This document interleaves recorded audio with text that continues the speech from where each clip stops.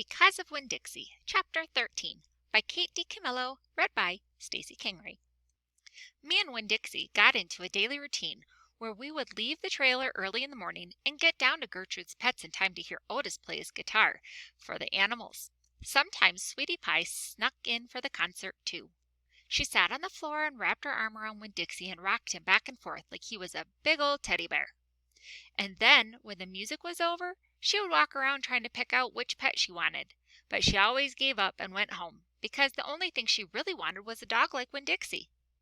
After she was gone, I would sweep and clean up and even arrange some of Otis's shelves, because he did not have an eye for arranging things like I did.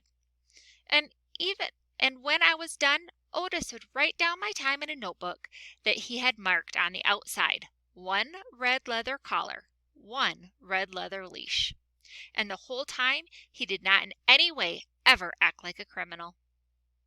After working at Gertrude's Pets, me and Winn Dixie would go over to the Herman W. Block Memorial Library to talk to Miss Franny Block and listen to her tell us a story. But my favorite place to be that summer was in Gloria Dump's yard. And I figured it was Winn Dixie's favorite place to be too, because when we got up to the last block before the house, Winn Dixie would break away from my bike and start to run for all he was worth, heading for Gloria Dump's backyard and a spoonful of peanut butter. Sometimes Dunlap and Stevie Dewberry would follow me. They would holler, "There goes the preacher's daughter visiting the witch." "She's not a witch," I told them. It made me mad the way that they wouldn't listen to me and kept on believing whatever they wanted to believe about Gloria Dump. One time, Stevie said to me, "My mama says that you shouldn't be spending all your time cooped up in that pet shop and at that library, sitting around talking with old ladies. She said you should go out in the fresh air and play with kids your own age. That's what my mama says." "Oh, lay off her," Dunlap said to Stevie.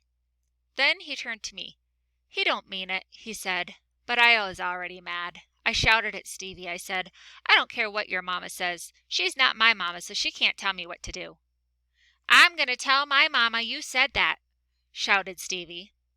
"And she'll tell your daddy, and he'll shame you in front of the whole church.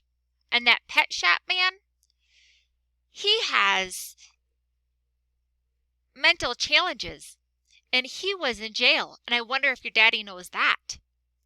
"Otis does not have mental challenges," I said. "And my daddy knows that he was in jail." That was a lie, but I didn't care. "And you can go ahead and tell on me if you want, you big bald-headed baby." I swear it about wore me out yelling at the Dunlap and Stevie Dewberry every day. But by the time I got to Gloria Dump's yard, I felt like a soldier who had been fighting a hard battle. Gloria would make me a peanut butter sandwich straight off, and then she would pour me a cup of coffee with half coffee and half milk. That way it would refresh me.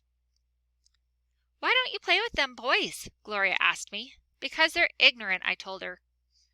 "They still think you're a witch. It doesn't matter how many times I told them you're not." "I think they are just trying to make friends with you in a roundabout way," Gloria said. "I don't want to be their friend," I said. "It might be fun having them two boys for friends." "I'd rather talk with you," I said. "They're stupid and mean, and they're boys." Gloria would shake her head and sigh. And then she would ask me what was going on in the world, and did I have any stories to tell her, and I always did.